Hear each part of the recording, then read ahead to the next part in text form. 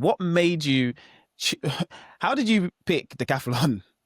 Like, what made you become a decathlete, or was that what you always wanted to go into in like NCAA and talk me through the schedules? Were you literally on that same schedule they're on right now every weekend decathlon? Well, I started training when I was 12 years old, and then I went to this club where we had coach. My first coach ever. It was when I was 12. And when my mom took me there, she was like, "Oh yeah, he's a runner. He wants to run like 800, 1500, whatever. He just keeps running." I used to go to the meets where they had like 1K, 2K, 3K races like that. And I mean, I really went there just to get my not prize money, but they were like having cakes or whatever for top 3. And I was like, yeah, when you're a little kid, you just want that.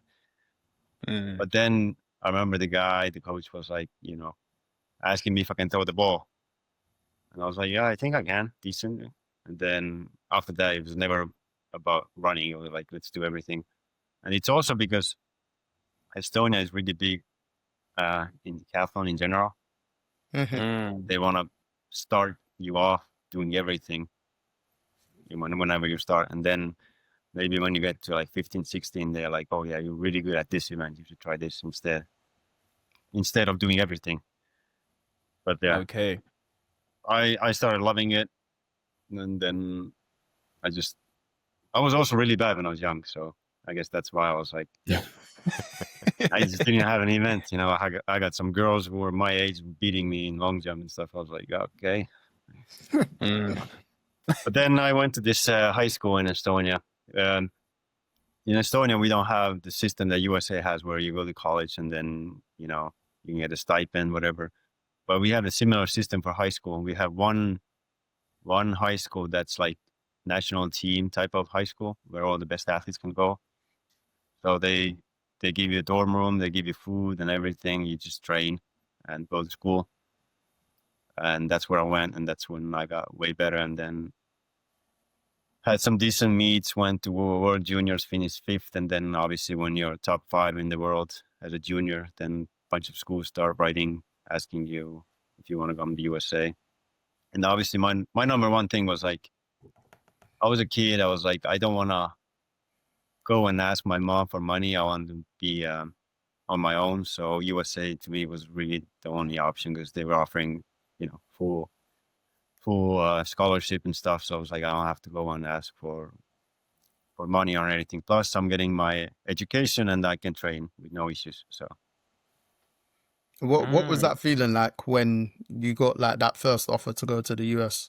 I don't remember. The first few offers were like kind of bad anyway. So it's like you see them and you're like, oh, those are some random schools. I'm not going to go there. Plus me knowing that I was already this good. Plus it's probably a fact you didn't know. I got my Olympic rings tattooed on my back 2011. So that was 5 years before I made it. I never even had a thing in my head where I was like, I'm not going to make it. I was like 17 years old. I was like, yeah, one day I'm going to be Olympian. So I never even had plan B, So when it came to NCAA and USA universities, I was like just trying to find the best school, and not the best school when it comes to track and field, but best school when it comes to decathlon, heptathlon, and so on. So I only had like 2 options really to choose on. And they were number 1 and 2 school when it comes to what were those options? Obviously, it was Arkansas and Georgia.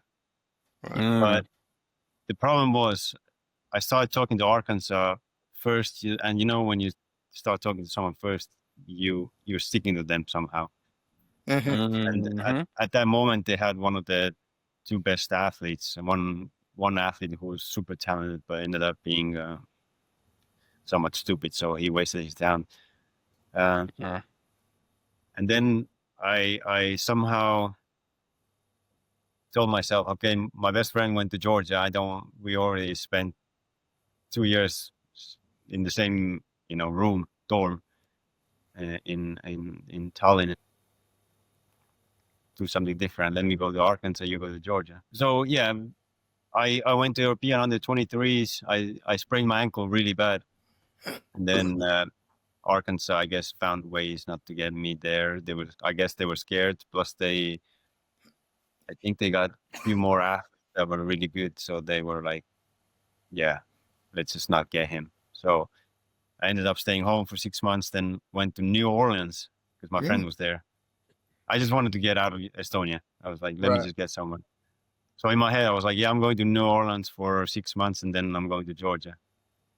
Like, usually the things don't happen like that. It's way harder, but somehow I actually ended up this way.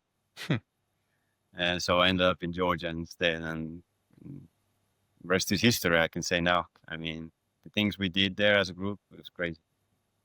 In 2016, we had 5 guys, and the 5th guy had the worst PR, and he's a 2-time Olympian. My goodness. And he had the worst PR. So our group was crazy then.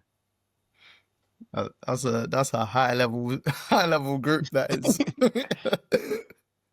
We got some pictures on Instagram where you see the same guy, Karl and Karl Till guy, Hannes me, Michael Wipo, Devin Williams, Garrett Scantling. There was like 7 or 8 guys there, and I had the worst PR, 8,137. Those were the crazy times. Nice. But I guess when you're around people with that kind of crazy PR, it makes you want to strive to get an even crazier PR. So Yeah. you're in a good place. That's the same thing with Kyle. Kyle came to Georgia. He was by far the worst decathlete. He was like far away from us. And then now he's like with the best PR. I mean, he was just hustling. When you were out in the US, was like, how was the meets, for instance? Were they? Because I hear that with the American schedule, sometimes it could be so constant. There's like no time for rest. Was that the case those days, or was there like a good balance? Well, the best decathlon is the one that has the least rest. Because like I said, it's not about competing itself. It's warming up again and again and again. Mm-hmm. So those are the good meets where, the minimum is 30 minutes. You have to give athlete 30 minutes. That's the minimum. They can't make it any faster. So if you have a meet where you got about maybe 45 minutes between every event, that's pretty much the best case. Right. Because then you still somewhat warm. You only have to do like a 5-10 minute warm up before the event again. So it's like I said, it's the best case. You have the most energy next day, plus you're the least sore since you didn't do as much. So.